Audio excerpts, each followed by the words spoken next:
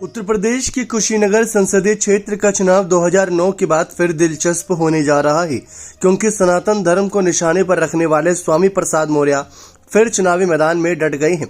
स्वामी के मैदान में आने से पहले तस्वीर यही बनी थी कि लड़ाई आमने सामने वाली ही होगी, मगर उनके ताल ठोकने के बाद अब इसमें कोई दो राय नहीं कि मुकाबला त्रिकोणीय हो गया है।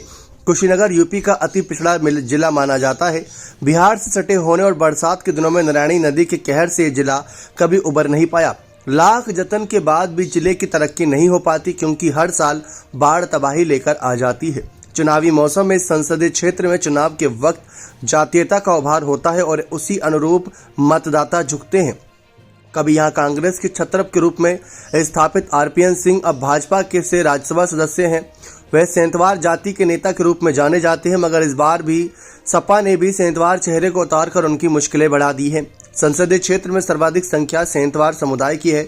उसके बाद कुशवाहा मौर्य आते हैं। कुशवाहा समुदाय में स्वामी की अच्छी पकड़ है।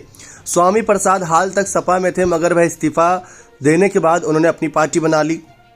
स्वामी ने यहाँ 2009 का लोकसभा चुनाव भले ही लड़ा था बसपा के टिकट पर, लेकिन हार गए थे। तब कांग्रेस के आरपीएन सिंह को उन्होंने कड़ी टक्कर दी थी।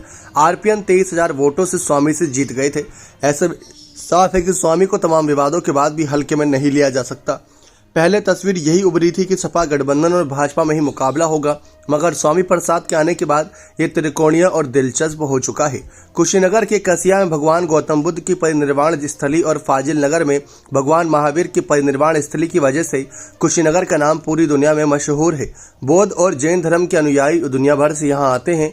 यही वजह है कि यहाँ इंटरनेशनल एयरपोर्ट की स्थापना की गई है। कभी गन्ना बैलेट के नाम से मशहूर कुशीनगर की पहचान पिछले 10 साल में बदली। यह जिला कभी बेशुमार चीनी मिलों का हब हुआ करता था, मगर अब 3 ही चीनी मिलें चल रही हैं। किसान भी गन्ना से मुंह मोड़ चुके हैं और केले की खेती में उनकी दिलचस्पी बढ़ी है। एक जिला एक उत्पाद में भी केला ही दर्ज हो चुका है और उस पर ही सबका फोकस है। सबसे ज़्यादा देखना दिलचस्प ये रहेगा कि साल 2009 में जब स्वामी प्रसाद मौर्य सीट से चुनाव लड़े थे, तब बसपा के टिकट पर थे, लेकिन तब नंबर 2 पर रहे थे।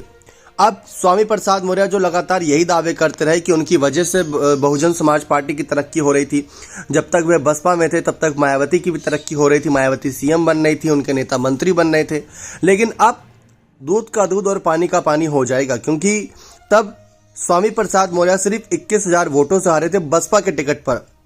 लेकिन अब जो वह अकेले उतरेंगे अपनी पार्टी के चुनाव चिन्ह से, तो ऐसे में उनकी जीत होगी, हार होगी, नंबर 3 पर रहेंगे या नंबर 4 पर रहेंगे, ये देखना दिलचस्प रहेगा। क्योंकि अगर ऐसे में हार हो जाती है तो हार होने की उतनी किरकिरी नहीं होगी, कहीं जमानत जब्त होने का डर या फिर कम वोट पाने का डर, या फिर अगर हम देखें तो जिस तरीके से बसपा के टिकट चुनाव लड़ने पर उनको फायदा हुआ था, अब यहाँ से अपनी ही पार्टी के टिकट पर चुनाव लड़ना, ऊपर से किसी भी दल का साथ न पाना, कितना उनको नुकसान और कितना फायदा होगा, ये देखना दिलचस्प रहेगा।